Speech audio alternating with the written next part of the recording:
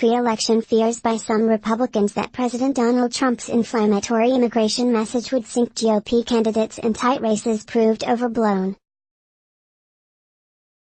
Jim Watson AFP/Getty Images Elections. Trump's immigration push may have stemmed GOP losses by Ted Hess. November 7, 2018, 10:05 a.m. EST. Share on Facebook. Share on Twitter. President Donald Trump's intense focus on immigration in the run-up to the midterms appears to have stemmed GOP losses in Tuesday's election, according to a Politico analysis of 34 close House, Senate and gubernatorial races. Democrats took control of the House, as predicted, but Republicans were on track to expand their majority in the Senate.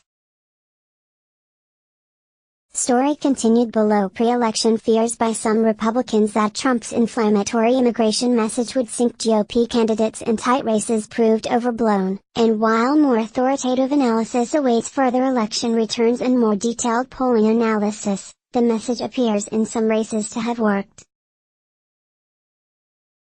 If he was not as effective as he was, I'm not certain that Republicans would have turned out in the way they did, said Republican strategist Chair Michael Singleton. You've got to give credit to the president. He closed the gap by making this about him. Even so, several Republican candidates closely aligned with Trump's immigration agenda were defeated, including Kansas gubernatorial nominee Chris Kobach and Rep. Dave Brat of Virginia. Politico tracked 21 close races in the House, 9 in the Senate and 4 gubernatorial races across the country, based on information provided by advocates on both sides of the immigration issue. Of these, Republicans and Democrats each won 12 contests. But Republicans led in 8 out of 10 races that hadn't been called by Wednesday morning. Playbook. Prime Minister. Sign up for our must-read newsletter on what's driving the afternoon in Washington. Email. Sign up. By signing up you agree to receive email newsletters or alerts from Politico. You can unsubscribe at any time. In making immigration a major theme in the lead-up to the election, Trump succeeded at the very least in persuading voters it was a top issue, to judge from exit polls. For weeks, the president warned darkly that a caravan of Central American migrants traveling north through Mexico en route to the United States represented an invasion and national emergency. In response, he deployed 5,200 troops to the southwest border, and threatened to increase the number to 15,000. The White House also floated a mix of measures to deter families arriving at the border, including a reprise of the president's widely criticized family separation policy. In a surprise move, Trump further suggested last week that he could issue an executive order to roll back birthright citizenship, an action most legal experts argue would run afoul of the Constitution. Senator Ted Cruz, Republican Texas, who won re-election Tuesday by a relatively narrow margin over Democratic Representative Beto O'Rourke, may have benefited the most from Trump's immigration offensive. Trump visited Houston to rally for Cruz in late October. While there, he tarred O'Rourke as a radical open borders left-winger and accused Democrats of encouraging millions of illegal aliens to break our laws, violate our borders and overwhelm our nation. Beyond that, the president surged troops to the border just days before the election, what some critics viewed as an expensive wager that immigration could increase Republican turnout. Following the deployment, Cruz took the opportunity to lambaste his opponent as soft on security.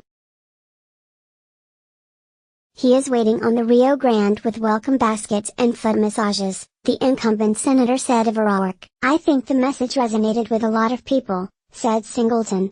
Some folks will call it fear. I think it was more about order. I think it was more about law. But other Republicans who embraced Trump's hardline immigration views went down Tuesday. In Virginia, Brat fell to Democratic challenger Abigail Spanberger, a former CIA agent.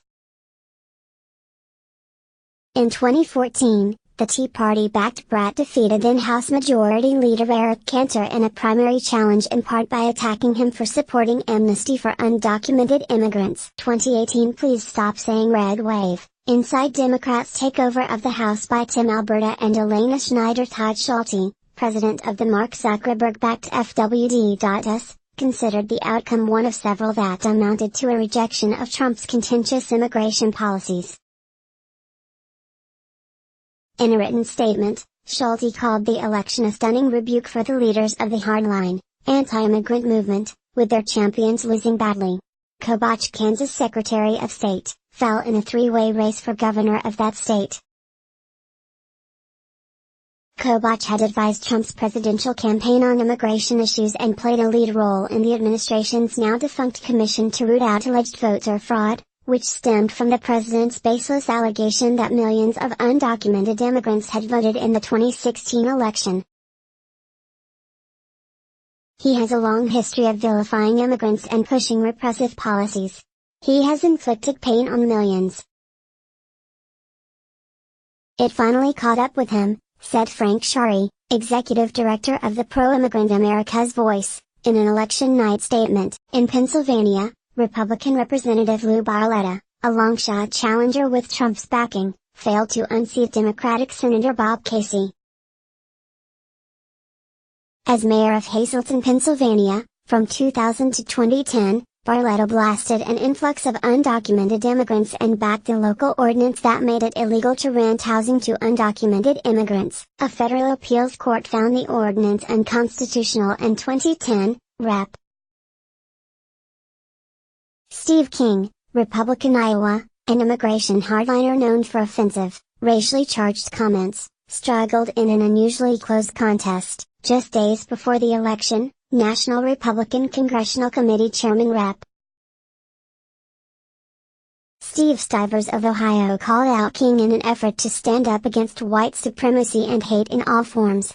King is projected to win his Iowa district by roughly 3%, a tiny margin in a reliably Republican area. Trump won the district by 27% in 2016. Democratic pollster Jeff List, partner at the firm ALG Research, said Trump's focus on immigration before the elections reflected an attempt to retain the Republican grip on the Senate while lighting the House majority on fire by ignoring the swing voters who are going to be turned off. Elections voters sent record number of women to Congress by Alana Shore on Tuesday night. Democrats captured seats in suburban districts where GOP candidates suffered from an association with Trump. Representative Barbara Comstock, Republican Virginia, who sponsored a 2017 bill that targeted alleged immigrant gang members, lost to Democrat Jennifer Wexton, a state senator.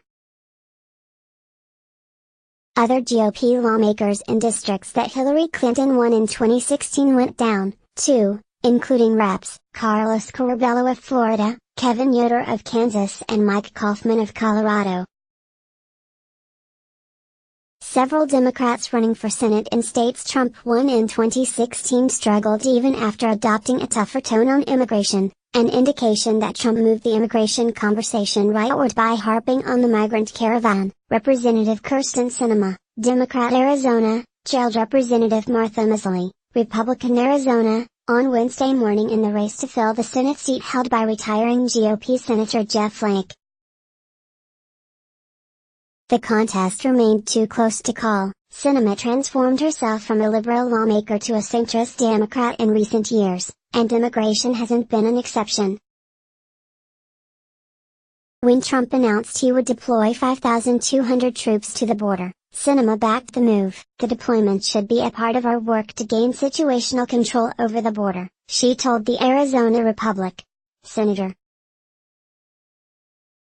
Jon Tester, Democrat Montana, on Wednesday morning trailed Republican challenger Matt Rosendale, a Montana state official, by roughly 3,000 votes with 83% of precincts reporting. The president visited the state 4 times and pilloried Tester on immigration. Other Senate Democrats, such as Senators Joe Donnelly of Indiana and, to a lesser extent, Missouri's Claire McCaskill, embraced a tougher tone on immigration, but lost on Tuesday evening. Share on Facebook, share on Twitter.